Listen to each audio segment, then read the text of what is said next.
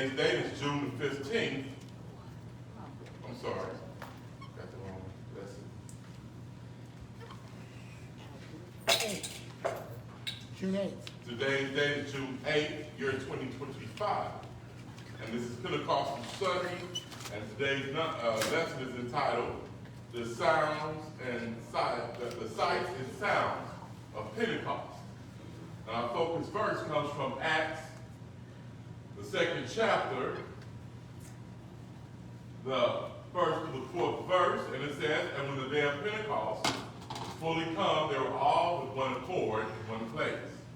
And suddenly there came a sound from heaven, as of a rushing mighty wind, and it filled the house, it filled all the house where they were sitting. And there appeared unto them cloven tongues like as of fire, and it sat upon each of them. And they were all filled with the Holy Ghost, and began to speak with other tongues as the Spirit gave them the utterance." And our lesson text also comes from the book of Acts, the 2nd chapter, the 1st to the 11th verse. And we all stand for our, 38 and 39. when we all stand for our responsive reading, as it is our custom, I'll read the first verse, you read the second verse, we'll read the last verse in concert. Amen? And it says, "And when the day of Pentecost was fully come, they were all with one accord in one place. And suddenly there came a sound from heaven as of a rushing mighty wind, and it filled all the house where they were sitting. And there appeared unto them cloven tongues like as of fire, and it sat upon each of them. And they were all filled with the Holy Ghost, and began to speak with other tongues, as the Spirit gave them utterance.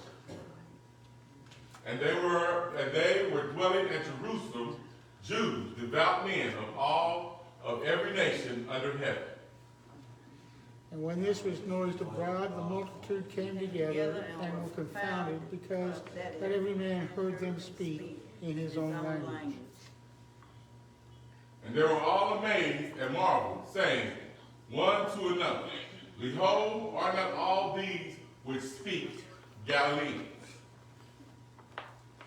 And how hear we every man in our own tongue wherein we were born? Patmos, Medius, and Elamites, and the dwellers in Mesopotamia, and in Judea, and Cappadocia, and Pontus, and Asia. Phrygia and Pamphylia, in Egypt, and in the parts of Libya about Cyrene, and strangers of Rome, Jews and proselytes. Greeks and Arabians, we do hear them speak in our tongue the wonderful works of God. Then Peter said unto them, Repent and be baptized, every one of you, in the name of Jesus Christ, for the remission of sins, and ye shall receive the gift of the Holy Ghost. Is this the last? Yes. All together?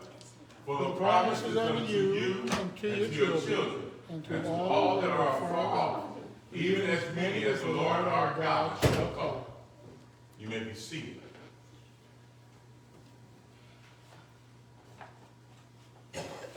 Our lesson connection is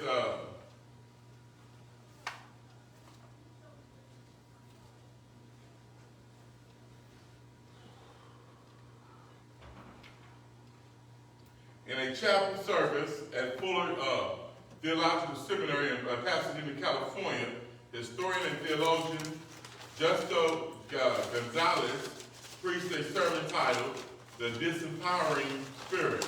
In his message, Gonzalez compared the diverse and cosmetology population of Southern California to the multicultural setting in Jerusalem on the day of Pentecost. Gonzalez reminded the audience that, like the first church, God called the church in all generations to bear witness to his kingdom across cultural, ethnic, and linguistic barriers. He gets, according to him, the answer to the multicultural challenge is not in better planning, greater efforts, or more resources. As important as organization is, our efforts are useless without the power of the Holy Spirit. This is precisely what the story of Pentecost is about. The Spirit, not human strategies, empowered the church to be his witnesses to the ends of the earth. To accomplish his plan, God could have caused everyone to understand the language of the disciples, or allow the various cultures group to hear the sound of Pentecost in their language. As we see in Acts the 2nd chapter, the 8th verse, God chose the latter.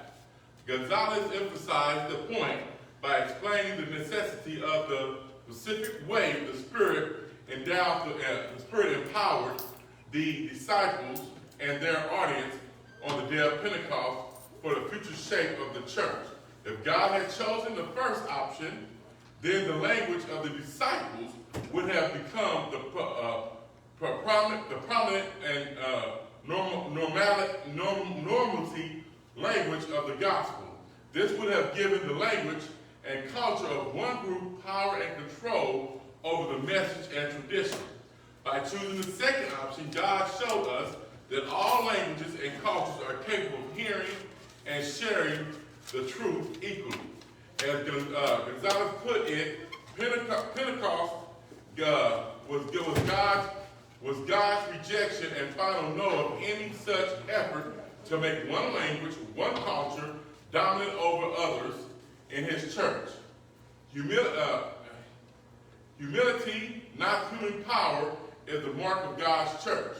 Christians should not be surprised. Should not be surprised. The epistle to the Ephesians to the Philippians show us Jesus voluntarily humbled himself to become our servant. Paul wrote, who being the form of God, thought it not robbery to be equal with God, but made himself no representation, took upon the form of a servant, and was made into the likeness of men. Philippians 2, 6-7. Pentecost is a promise for the whole human race, which comprises a diverse of languages, customs, colors, and sounds. It disempowers those who might wish to control God's kingdom, and empower those faithful to live as witnesses of God is doing, witnesses of what God is doing in the world. Pastor Alex.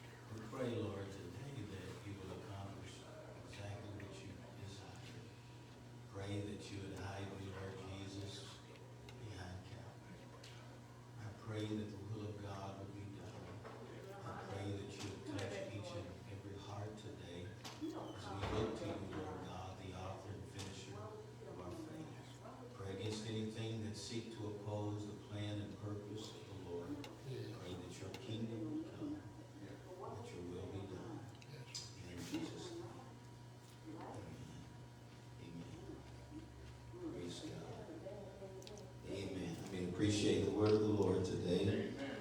Mighty thankful for the blessings of God, amen, that is upon your life today.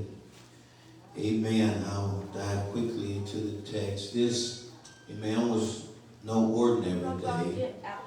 Acts chapter 2, beginning at verse 1.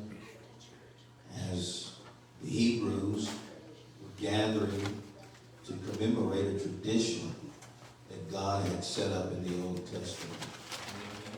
Exodus 34 begins, "Thou shalt observe the Feast of Weeks, the first fruits of wheat harvest, feast of ingathering at the year's end.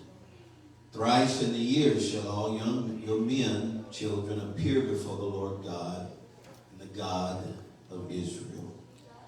So it was their custom. People from all over, amen, were gathering together, amen, to do exactly that. And of course, the book of Luke, amen, and the book of Acts kind of center around this particular location. Amen. They brought the first fruit of their harvest. This marks the beginning of the weeks as they are now celebrating, amen, a little bit after the Passover. Again, I'm going to just read a little bit of Old Testament scripture as it relates to their gathering. Leviticus 23, beginning at verse 1. And the Lord spake unto Moses, saying, Speak unto the children of Israel. Say unto them concerning the feasts of the Lord, which ye shall proclaim to be holy convocations. Even these are my feasts. 6 days shall work be done, but the 7th day is the Sabbath of rest and holy convocation. Ye shall do no work therein. It is the Sabbath of the Lord in all your dwellings. These are the feasts of the Lord, even holy convocations which ye shall proclaim in their seasons. The 14th day of the first month of at even is the Lord's Passover. And if you'll continue and read within the book of Leviticus, amen, pertaining to this particular chapter and a couple of more, you'll find multiple feasts that the Lord is talking about, amen, as it concludes also about the Passover. 49 weeks after, amen, the Passover was this feast called Pentecost. Man, the Hebrews, I believe, called it Shabbat. We would try to spell it S-H-O-V-U-T. Amen. It was what they called in the Greek Pentecost. This would be 50 days after Passover. Amen. And I felt like the Lord wanted to kind of highlight this because nothing is happening within Scripture by happenstance. Amen. Everything is kind of coming together. It's not kind of, it's coming together, amen, according to the divine providence of God. Amen. It didn't just happen that these guys showed up, amen, on the day of Pentecost in this particular place. It was divinely connected. God was doing things, amen, as he saw fit. Amen. Even though things may look chaotic in your world, God is very structured and planned out. Amen. In fact, Genesis 1 looks very chaotic, but God begins to bring structure out of chaos. The God we serve is a very structured God. Amen. What is important to every born-again believer is that they pay attention to the details and walk in faith, trusting and believing what God said, amen, in his word. Joel, amen, chapter number 2, beginning at verse 28 says, And it shall come to pass afterwards. I didn't take the time here to pull out what was coming to pass or what was happening before to actually deal with the word afterwards. But we'll see later on in the scripture that God is talking about something afterwards. And it shall come to pass afterwards that I will pour out my spirit upon all flesh. And your sons and your daughters shall prophesy, and your old men shall dream dreams, and your young men shall see visions. And also upon the servants and upon the handmaids in those days will I pour out my spirit. Amen. Thank you, Lord. There is so much more, amen, going on. Praise God. There's so much going on in the scripture that God intends to bring to fruition in the lives of those who obey and seek him. Praise God. There are many promises available to all, but there are only a few, oftentimes, who partake in them. There are those who believe that This scripture in Acts is closely related with Moses and the children of Israel at Mount Sinai. And it was 7 weeks, amen, after the Passover that Moses came down out of the mountain from spending time with the Lord as he descended with the laws of God. Actually 7 weeks and 1 day. Amen. As Moses descended with the word of the Lord.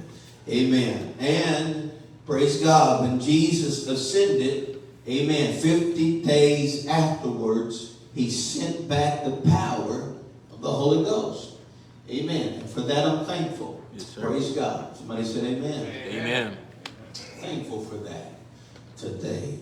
Jeremiah, amen, dives into this and somehow connects to this, praise God, by saying this, but this shall be the covenant that I will make with the house of Israel. Right. After those days, saith the Lord, I will put my law into the inward parts and write it in their hearts, and will be their God, and they shall be my people. Amen. Amen. And so this is what's taking place. The power of the Holy Ghost, God is filling us with the Holy Ghost and taking and putting, amen, his law within our hearts. Hallelujah. I said amen. Praise God. Pentecost was more than just a religious gathering or a good ceremony. Amen. God was actually restoring some things. Amen. Praise God. I'm going to go back to Leviticus, amen, for just a quick moment. Leviticus 25. Amen. And this will be the way that I walk through this.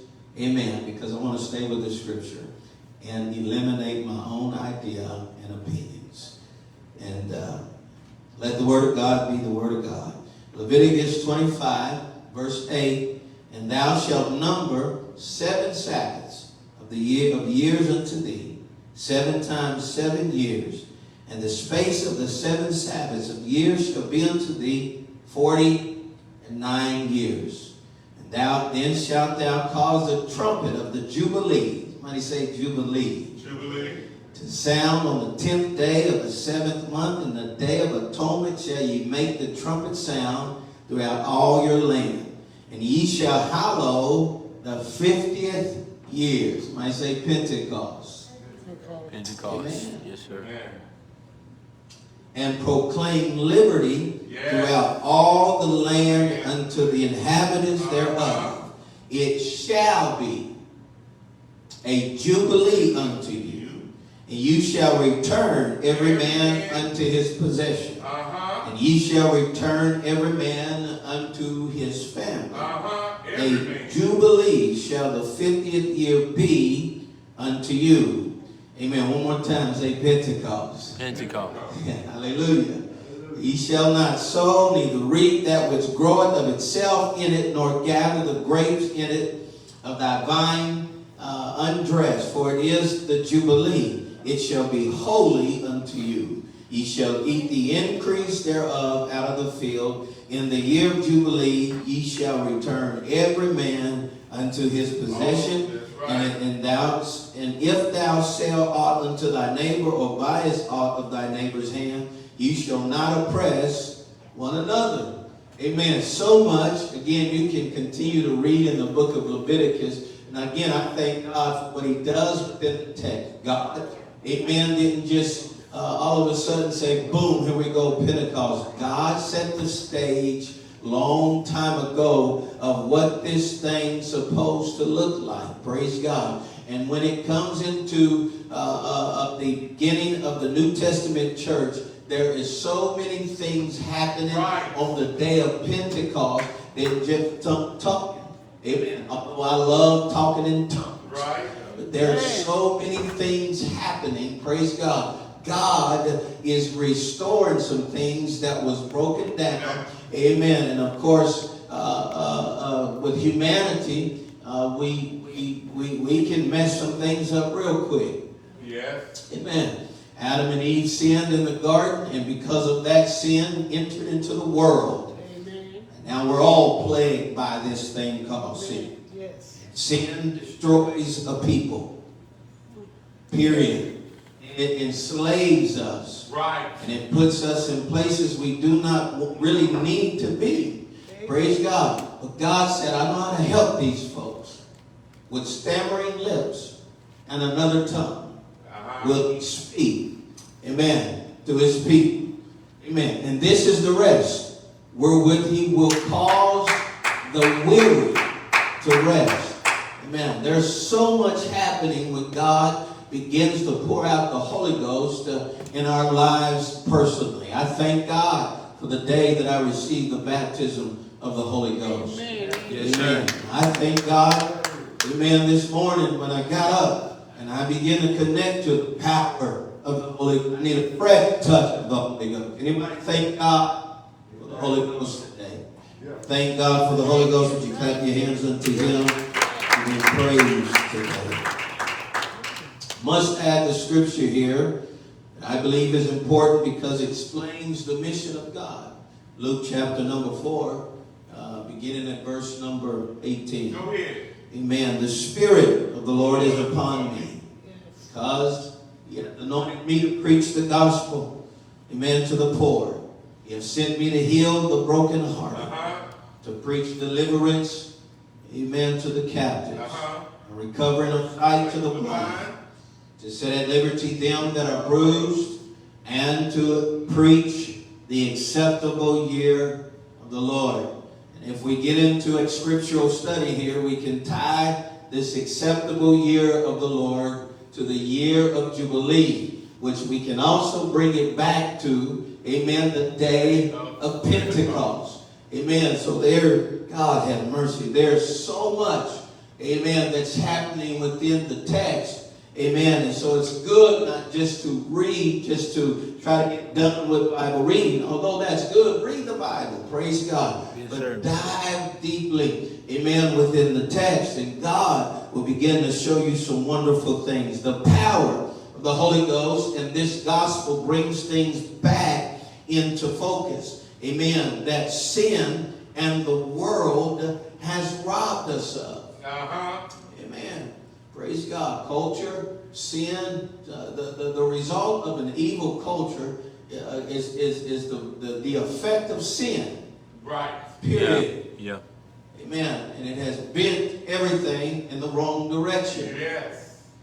And God established a group of people, amen, to show what this thing looks like.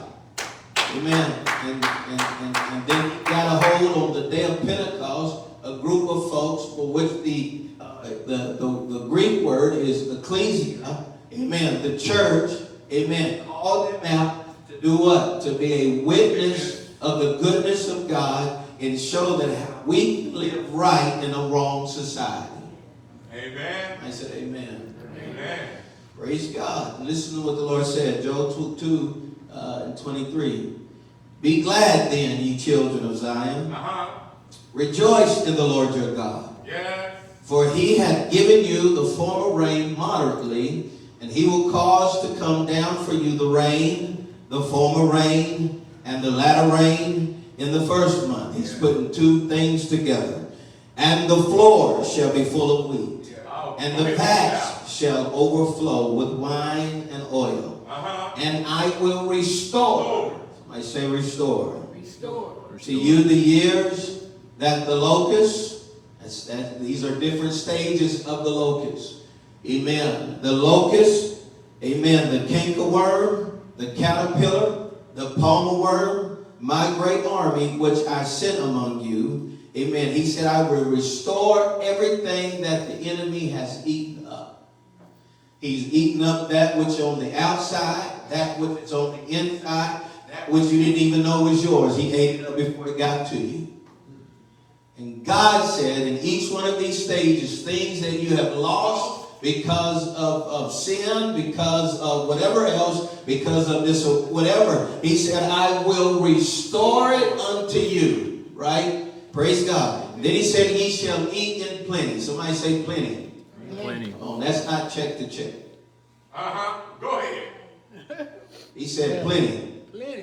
He said, ye shall eat in plenty and be satisfied, and praise the name of the Lord your God. Anybody got praise in this house? Yes, Amen. On Sunday morning in Sunday school. Hallelujah. Amen. And my people, praise God. Well, let me finish it and read it right. And praise the name of the Lord your God that had dealt wondrously with you. Isn't that how God is with us? Yes, amen. Thank you, Lord. And my people shall never be ashamed. Where did it start when people started being ashamed? Sin. Look up. The big leaps. That's right. Shame. Shame. Amen. And ye shall know that I am in the midst of Israel, and that I am the Lord your God, and none else. And my people shall never be ashamed. Then the scripture says, and it shall come to pass afterwards. Amen. And so, come on, don't you dare, amen, if you're the people of God, you've been born again of the water and the Spirit, you don't have to hold your head down for any shame anymore. That's right. Go ahead. Right. That's good. With the head not taken. That's right. We ain't Yeah. gonna be ashamed of it no more. Don't you dare let people dangle your past or your insufficiencies or the fact that you may not be like somebody else. Don't you dare let anybody hold that over your head. You have absolutely no reason to be ashamed because you are a child of God. Amen. Feel the Holy Ghost. Praise God. Amen. God, amen, sent the restorer of the breach to you. You don't have to be ashamed at all. Amen. Somebody say, period. Period. Thank you, Jesus. Amen. They are not ashamed Go ahead, preacher. Man, world ain't ashamed no more. of their mess, They sure ain't. their mishaps, their behaviors. It's all fun. Amen. It's all out there. They ain't ashamed. Don't you take the walk of shame. You've been born again and you're not walking according to the conversation of this world, you have nothing to be ashamed of. Right. Amen. Their celebration was a reminder of the fact that God placed his hand upon these people. Amen. So they're gathering. And I know we read a lot sometimes in the book of Acts, the 2nd chapter, and all these different people had showed up in the book of Acts, the 2nd chapter, but they were coming together with a purpose. Amen. Praise God. Exodus 19:5. Now, therefore, if you will obey my voice indeed, and keep my covenant, then ye shall be a peculiar treasure unto me above all people. For all the earth is mine. And ye shall be unto me a kingdom of priests, and a holy nation. These are the words which thou shalt speak unto the children of Israel. Amen. I want to just take a look at this really quick. Amen. Because even though we serve a God who loves unconditionally, there are conditions in the scripture.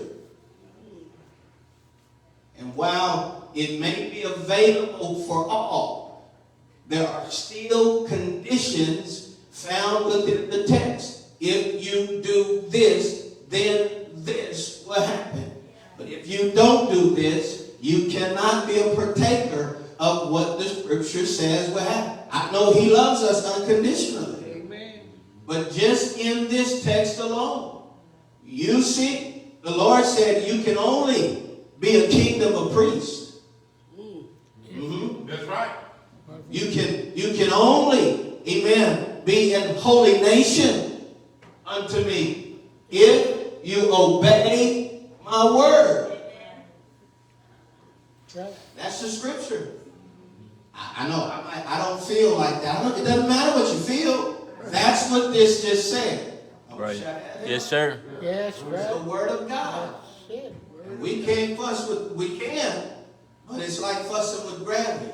Yeah, it don't change. Amen. Right.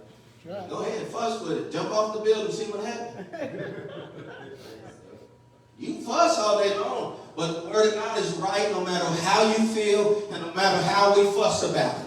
That's right. Praise God. Amen. Amen. And so, amen. As long as I do the best I can to walk in obedience to God, amen, I get to be a partaker with the kingdom of priests and in holy nation. Amen. I get to be a part of this good stuff, a peculiar treasure. I become the peculiar treasure of God. Amen. Hallelujah. And so I'm glad, amen, for the new birth experience. But we must walk in the ways of God to enjoy the benefits. Amen. That's the Word of God. It's the Word of God. These folks came together from all over to honor the Lord. They came to celebrate, to give thanks. And they did it as one. They came together with a purpose. They understood the reason for which they had gathered together. Personal agendas was dissolved because in the atmosphere of real unity in the kingdom, the only will or idea that trumps is God's. Yes.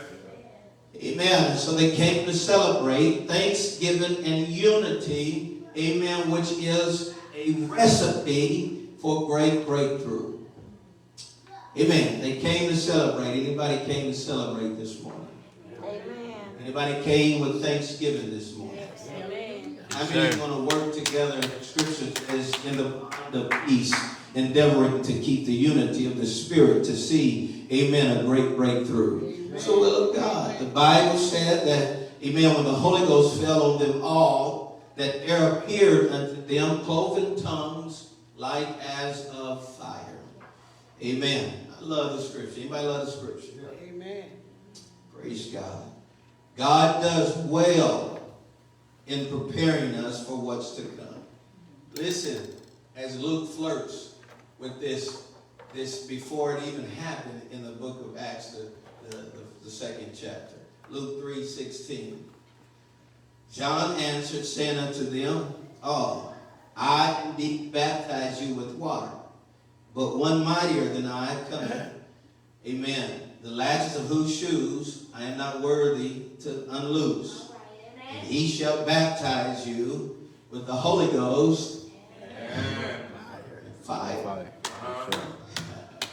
What the book say? There appeared unto them cloven tongues like as of fire.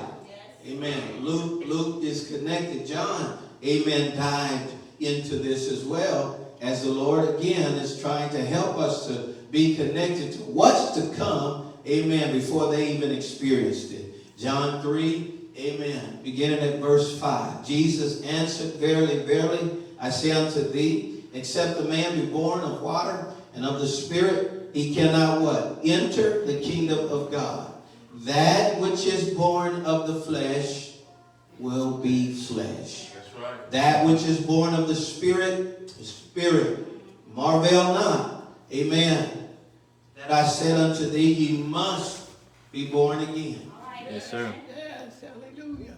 Thank you, Jesus.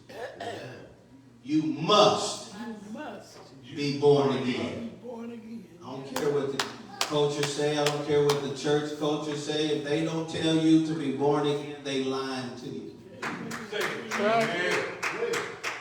You must be born again. The wind bloweth where it listeth, and thou hearest the sound thereof, but canst not tell whence it cometh, or whither it goeth. So is everyone that is born of the Spirit. Amen. The wind blows and you can't see it, but you can see the effects of it, can't you?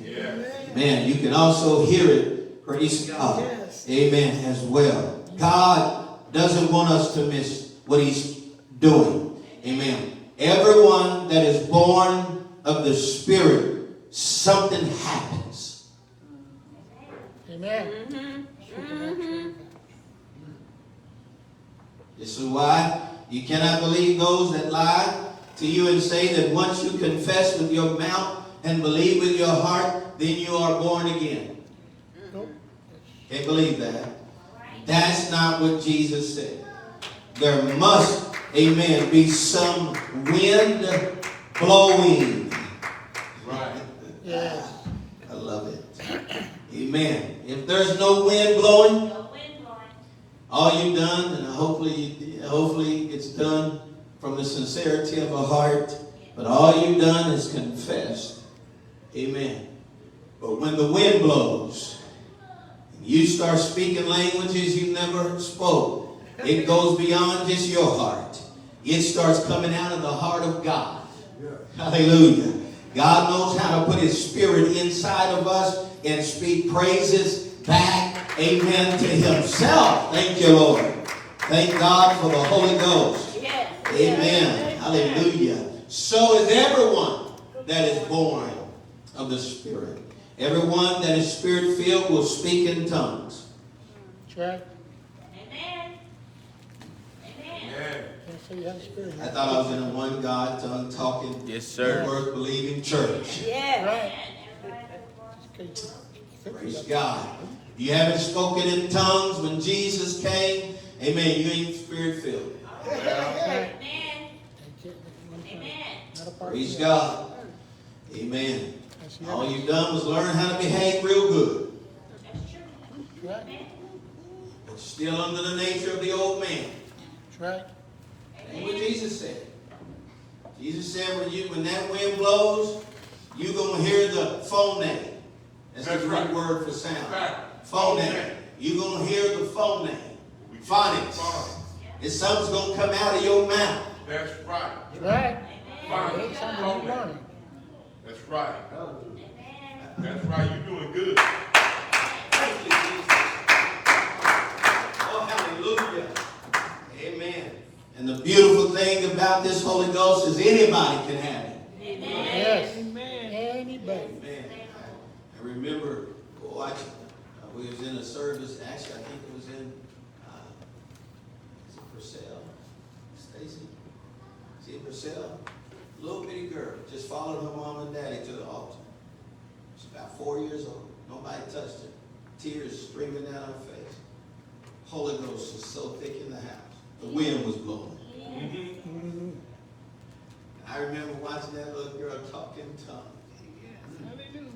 Whew. That's because the wind was blowing. Yes. And she was just 4 years old. I mean, no, God is no respecter of person. Anybody. Praise God.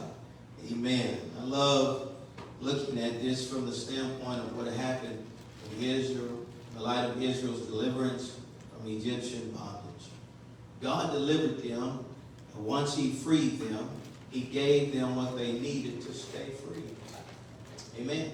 I mean, know you got what you need to stay free. Yes. Amen. Amen. Acts 1:8. Ye shall receive power after that which the Holy Ghost has come upon you.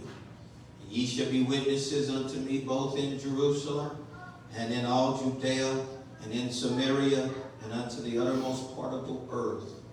Amen. I mean, God doesn't just free us from sin, but gives us tools to overcome it. Amen. Amen. He also gave us what we needed to navigate through difficult times in life.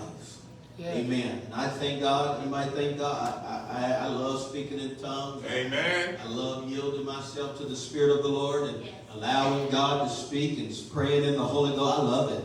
I ask God all the time in prayer, God, teach me to pray a little longer in the Holy Ghost. Amen. I love it. Praise God. Amen. Praise God. Amen. Speaking in tongues is a blessing, and walking in communion with God is so tremendous. Amen to every one of us. But remember why you received the Holy Ghost. Right. God gave us the Holy Ghost to be witnesses. That's right. Amen. To show the world what the kingdom of God looks like. Amen. I need to move swiftly now to the reality of teaching and preaching.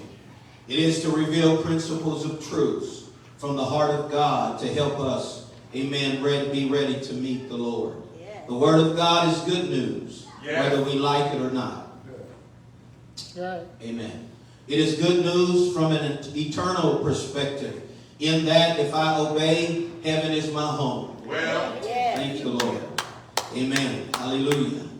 Praise God. Somebody say praise the Lord.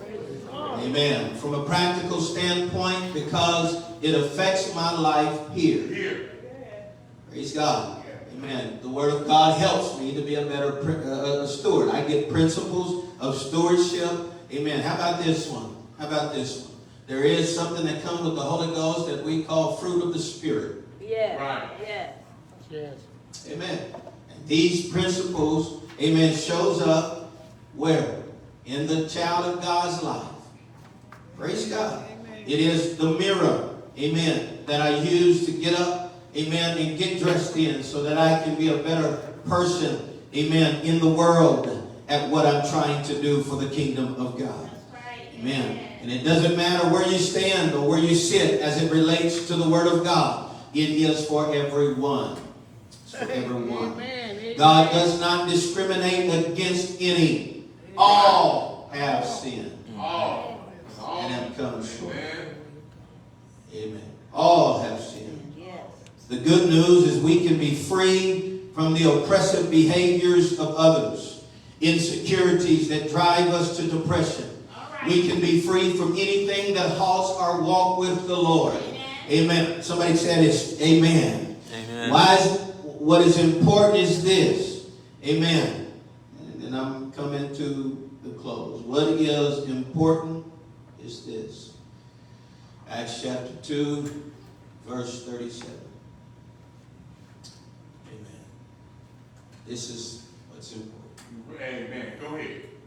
And when they heard this, they were pricked in their heart. Go ahead, preacher. And when they heard this, they were pricked in their heart. And said unto Peter and to the rest of the apostles, what shall we do? What are you doing with what you're doing? I'm gonna check it. And when they, now in the Amplified Version, now when they heard this, they were cut You get in that? Right. with remorse and anxiety. And they said to Peter and the rest of the apostles, brothers, what are we to do? When you hear the word of God, the teaching, the preaching of the word of God, and it addresses something, does it cut to the heart? Amen. What happens when you hear this? A lot of stuff sounds good.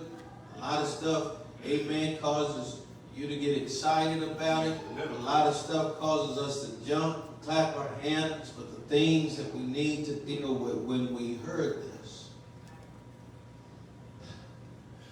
what do we do? If there is nothing pricking or convicting us, there will be no real commitment, because there's no real convincing to you or to me that what was just said is the actual right way. Now, whether we believe, have you ever heard this? God said it, I believe it. That settles it. No. No, God said it, that settles it. Right. I believe it only. But reality, for it to work in you, you're going to have to settle it within yourself that what God said is actually right. Yes. And when you settle that what He said is right, amen, and where I'm at, when I hear the word, I feel the Holy Ghost, when I hear the word of God, does it convict me? Mm-hmm. The way I know conviction, this is the way I know conviction. I did the crime, and I sat before the judge, and they had all the evidence, and they said, you're the one. I'm guilty. Wish I had help. If the word of God doesn't, when it goes forth, and we're living in a certain light or darkness, and it shines a light on our darkness, and it has all the evidence, that I'm the one, do I feel the conviction to like these guys? Because there must be a response to the word. Conviction says I'm guilty of the crime, but what must I do to be saved? If there is no conviction, there will be no conversion. And if there's no conversion, there will be no conforming to principles of truth and freedom from eternal damnation. Many will repent of their sins. Amen. Many will not repent of their sins just because somebody told them to. There's got to be some conviction. Amen. Amen. I remember coming this way, allowing God to work. I need to quit. Luke 3:8. Luke 3:8. Real repentance will always have evidence. Luke 3:8. Bring forth, therefore, fruits worthy of repentance. And begin not to say within yourself, oh, I go to church. Oh, I'm sorry. I should have read the text. I shouldn't have added nothing into that. We have Abraham to our father. For I say unto you that God is able of these stones to raise up children unto Abraham. He said, amen. Don't you start trying to brag on what you connected to or who you connected to. Amen. Just because you show up doesn't mean you repented. Here's what he said, verse 11. He answered and said unto them, he that hath 2 coats. This is what it looks like. Let him impart to him that hath none, and he that hath meat, let him do likewise. Then came also publicans to be baptized, and said unto him, Master, what shall we do? This is what it looks like. Amen. He said unto him, exact no more than that which is appointed. Quit trying to get over on people. Yes. And the soldiers likewise demand of him, saying, what shall we do? And he said unto them, don't you hurt nobody else. Do violence to no man. Amen. Neither accuse any falsely. No lying. Be content with your wages. If heaven is your goal, then pleasing God is your responsibility. Amen. If heaven is your goal, then pleasing God is your responsibility. I intend to please the Lord. Amen. I said, praise God. Praise God. God bless you.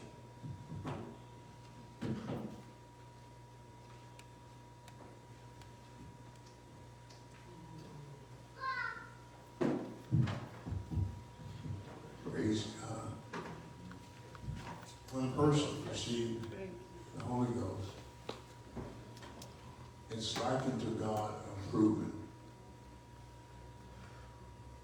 your repentance. That's right. Also, the Holy Ghost is a witness because God has given us the Holy Ghost to be a witness to unbelievers. Amen. I'm going to share a story with you. I was in a place called Mannheim, Germany, in the chapel, in the service. And my wife was there, and she hadn't received the Holy Ghost. And it wasn't a shouting service or nothing. It was a pretty quiet service. And there was a man by the name of Bomber, young guy, 19 years old. And the Lord filled with the Holy Ghost. And my wife was sitting there, and she witnessed that the guy was speaking Chinese. And that helped her to believe. Amen. So God actually used the Holy Ghost in different ways. Amen. That's right. You know. That's right. And after that, she believed, and she got the Holy Ghost. That's right.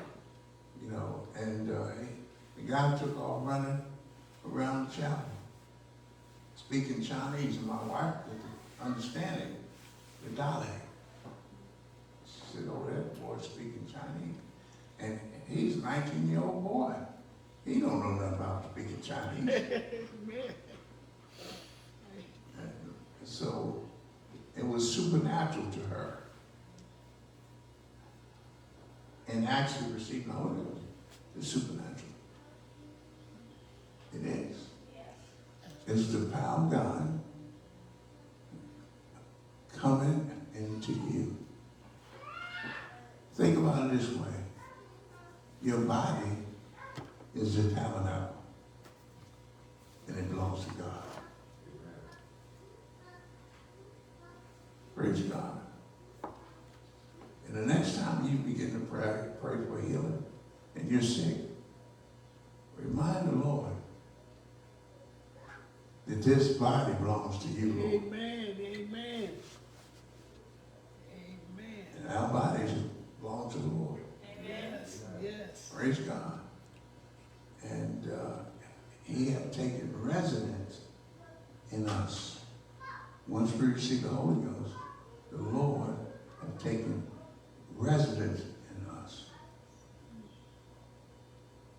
That's why it's so important to live right.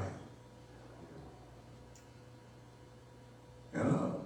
Amen. Talk right. Amen. Treat your neighbors right. In other words, Right. the manifestation of the Holy Ghost in a person, all right, is Christ in you, a hope of glory, and you ought to be doing things like Christ. Mm-hmm. Amen. That's the way the Lord dealt with people. God want to use us, this vessel, Yes. to do some of the same things he done. Praying for the sick. Yes. All right. You don't have to wait for the preacher to pray for the sick. Amen. You got Christ in you. Amen. Oh, glory. And his name, you healing them. It's the power of God. So, it's so important to realize that God has taken resident in your life. You don't have to look no further within you. You got everything that you need to actually live for God. Praise God. Thank you for that. Amen. Rest of